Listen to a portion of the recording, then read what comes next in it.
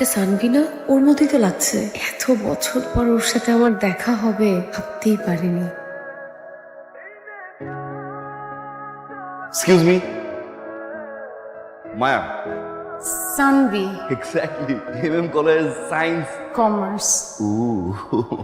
After so long time. 6 বছর।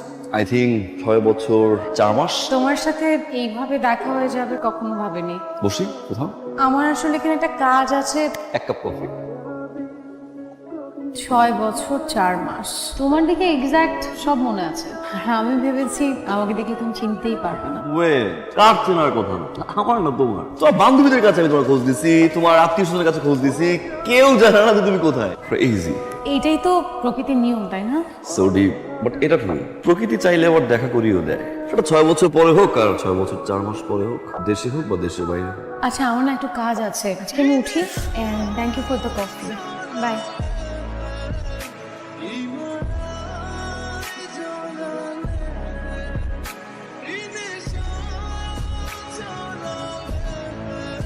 Thank you. বাবা, সিঙ্গাপুরে আসার পর আজকের দিনটা ছিল আমার জন্য বেস্ট ডে। আসলে ওকে, তুমি সিঙ্গাপুরে গেলে? একটা একটা কাজে, আর ভেবেছি সিঙ্গাপুর যেহেতু কখনো ঘুরতে আসেনি, ঘুরবো কিছুদিন, তাই আসা। কোথায় উঠছো? হোটেলে। আর কোথায় উঠবো? একা? একা। বলা যায় বোরিং লাইফ, বাট এখানে আমার একটা ইউনিভার্সিটি ফ্রেন্ড আছে, নাম সাকি। ও তো জব করে, সপ্তাহে 5 দিন ওয়ার্কিং ডে। তুমি চাইলে কিন্তু আমার এখানে উঠতে পারো। মানে আমি তো ভ্যাকেশনে আছি, আমি তোমাকে সময় দিলাম, ঘুরলাম ফিরলাম, যখন তোমার সময় হলো চলে গেলো। আজ থেকে তুমি আমার অ্যাপার্টমেন্টে থাকছো। আচ্ছা, তোমার রেডি তো কতক্ষণ লাগবে? বেশিক্ষণ না। সো রেডি হও, I'm coming my short, right? মায়া, ও হচ্ছে আমার ইউনিভার্সিটির ফ্রেন্ড সাকিব। রাইট, আর ও হচ্ছে আমার কলেজ লাইফের ফ্রেন্ড সানভি। মানে কি কাজ করছ তুই, বুঝছিস তুই? আজ থেকে আর কোনো টেনশন নেই, আমি মায়াকে নিয়ে যাচ্ছি আমার অ্যাপার্টমেন্টে। You are too busy, I heard it. তো টিল নাও সিঙ্গাপুরটা ঘুরে দেখাচ্ছি না। Oh thanks a lot man.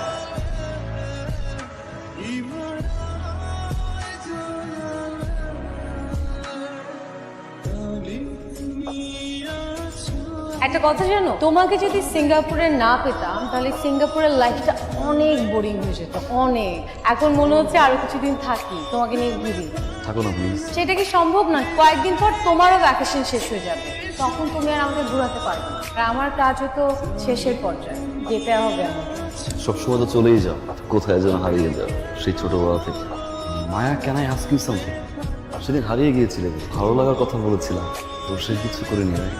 তুমি তো জানো আমার বাবা সরকারি চাকরি করে, আর যারা সরকারি চাকরি করে তারা আজকে এখানে কালকে ওখানে। বাবা দিনাজপুরে ট্রান্সফার হয়েছে, আর আমাদের কলেজের প্রসেসিং সব কিছু বাবা কমপ্লিট করে ফেলেছে। তখন তো আমাদের পার্সোনাল কোনো ফোন নেই যে তোমাকে ফোন করে জানাবো, তাই জানাতেও পারিনি। আর কলেজের ভালো লাগা, এটা কি কেউ সিরিয়াসলি নেয়? আমিও তো সিরিয়াসলি নেইনি। এটা কি সিরিয়াসলি নেওয়ার মতো নাকি? যদি সিরিয়াস কিছু হয়। আমাদের কাছে সময় থাকে না কেন, ভালোবাসার মানুষকে হারানোর পর তাকে আবার খুঁজে পাওয়ার আনন্দটা ফিকে হয়ে যাচ্ছে নিয়তির কাছে। সময়ের কাছে আমরা বড়ই বড়ই অসহায়। কি সমস্যা আপনার? আপনি ফোন করছেন কেন? না, আমার কোনো খোঁজ খবর রাখার দরকার নেই তো আপনার। আমার কোনো খোঁজ খবর আপনার রাখার দরকার নেই। আপনি শান্তি খুঁজে পাইছেন, আপনি শান্তিতে থাকেন। আপনার টাকা পয়সা সহায় সম্পত্তি আমার কিচ্ছু লাগবে না। That's it. আপনি ফোন দিন না আমাকে, দ্যাটস ইট, ডান। শান্তিতে থাকবেন। কার সাথে এভাবে কথা বললে?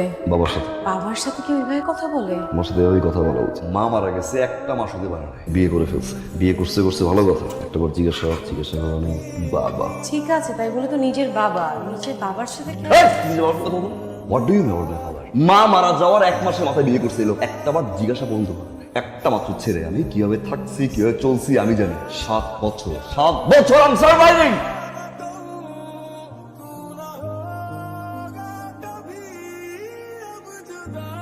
এই সাকিব, কি অবস্থা? মায়া কই? আমি যেটা জিজ্ঞাসা করতে তোমার কাছে আসছি, মায়া কোথায়? মায়া তোমার সাথে ছিল, তুমি আমাকে কেন কোশ্চেন করছো? ছিল একটু মিসআন্ডারস্ট্যান্ডিং থেকে রাগ করে একটু চলে গেছে। আমি ওর হোটেল খুঁজছি, আশেপাশে সব জায়গায় খুঁজছি, বাট পাই নাই। তোমার ইউ নো না, মানে তুমি সব জায়গায় খুঁজছো, মায়া নাই? মানে কই গেছে কিছুই জানো না তুমি? এটা কোনো কথা? মানে ভালো কথা। এই তুমি হসপিটালে খোঁজ দিছিলা? হসপিটালে খোঁজ দিব কেন? তুমি জানো না মায়া এখানে কেন আসছে? তুমি কেমন বন্ধু আমি বুঝলাম না এটা। মায়া এখানে আসো ট্রিটমেন্টের জন্য। মায়ার ব্লাড সরি, বলো। Blood test.